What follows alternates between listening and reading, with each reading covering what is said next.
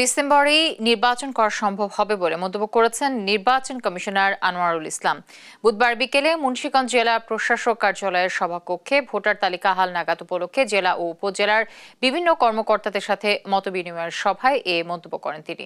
এ সময় জাতীয় নির্বাচনের আগে স্থানীয় সরকার নির্বাচন প্রশ্নে তিনি জানান, স্থানীয় সরকার নির্বাচন যদি শুরু করা হয় তাহলে 1 বছর সময় লাগবে। সেক্ষেত্রে ডিসেম্বরে জাতীয় নির্বাচনের যে ঘোষণা দেওয়া হয়েছে তা এই সময়ের মধ্যে সম্ভব হবে না।